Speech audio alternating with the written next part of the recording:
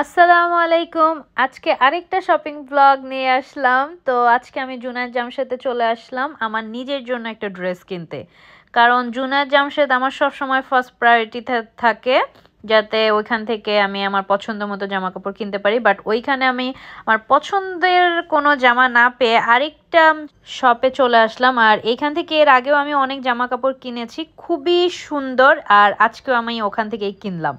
তো আমার এক্স্যাক্টলি নামটা মনে নেই, কিন্তু ইলফোর্ড লেনে এই পাকিস্তানি একটা শপ।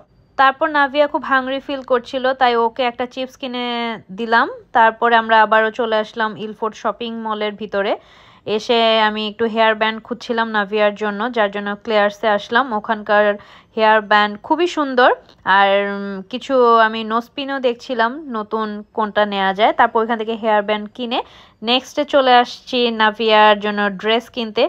ফাইনালি পুরা শপিং মল ঘুরে তার জন্য একটা ড্রেস আমরা কিনলাম। তারপরে চলে আসলাম ইলফোর্ড লেনেই একটা পাকিস্তানি খাবারের শপে, যেখানে নিহারি অ্যান্ড পায়া খাওয়ার আমার খুব ক্রেভিং হচ্ছিল। তো সেটা দেখার পরেই আমরা ঢুকে গেলাম। বাহির থেকে মনে হচ্ছিল যে খুবই ক্রাউড বিজি, দ্যাট মিন্স হচ্ছে এটা একটা পপুলার রেস্টুরেন্ট হবে। আমরা সব সময় নতুন কোনো রেস্টুরেন্টে গেলে দেখি যে ওখানকার মানুষজন কীরকম আছে। যদি অনেক বেশি মানুষজন থাকে তাহলে বুঝতে হবে যে আসলে রেস্টুরেন্টের খাবারটা মজা। তো এই তো আমরা খাবার অর্ডার করে এখন বসে আছি, ওরা আমাদের খাবারটা রেডি করছে। তার মধ্যে হঠাৎ করে আমার হাতের দিকে চোখ গেল। আমি তাড়াহুড়াতে কাজ শেষ করে শপিংয়ে চলে আসছি, হাতে একটু হ্যান্ড ক্রিমও দিতে পারিনি, যার জন্য আমার হাত অনেক ড্রাই হয়ে আছে, একদম শুষ্ক হয়ে আছে।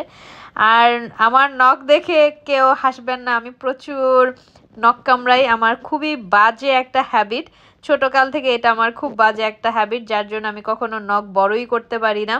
আর আমার নখ অনেক পাতলাও, বড় করতে গেলে আসলে আমার নখ ভেঙে যায়, আমি বেশি একটা বড় করতে পারি না। বাসায় চলে যাইতেছি শপিং শেষ করে। খাবার নিয়ে এখন বাসায় চলে যাচ্ছি। অনেক ঠান্ডা আর একটু বৃষ্টিও হচ্ছে বাহিরে। তো আমরা বাসে উঠে গেলাম। খালি কি শপিং শেষ, খানা দানাও কেনা শেষ। কি কিনেছো বাসায় গিয়ে দেখাবা? হ্যাঁ দাদা, কি খাবে? খাওয়া তো মেনলি তুমি পছন্দ করে কিনেছো, তোমার পছন্দের খাওয়া, সেটাই দেখা যাক কেমন হয়। ওকে, ভালো না হলে কিন্তু শেষ তোমার অবস্থা। সিক। বাংলাদেশের নিহারি তো অনেক খেয়েছি, এইখানে হচ্ছে পাকিস্তানি নিহারি আমি কিনে নিয়ে আসছি। Looks good.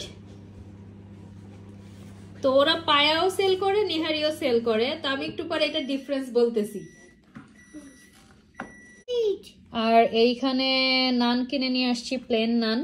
নিহারি দিয়ে তো নান খেতেই ভালো লাগবে, দেখি পাকিস্তানি নিহারির টেস্ট কেমন হয়।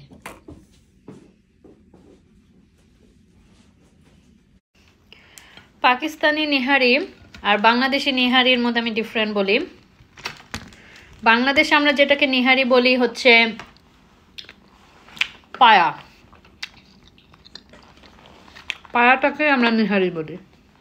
আর ওরা শুধু মাংস দিয়ে যেটা রান্না করে, পায়ের মাংস দিয়ে, সেটাকে বলে নিহারি।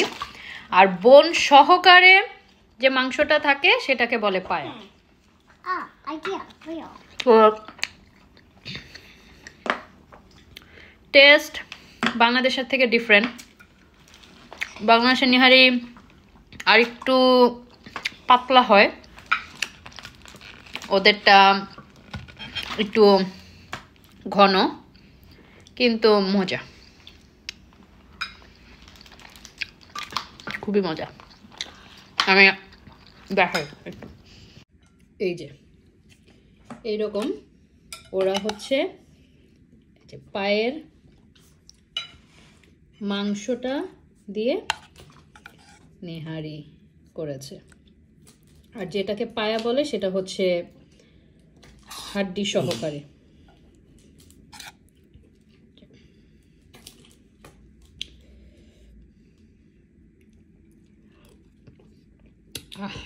মজা।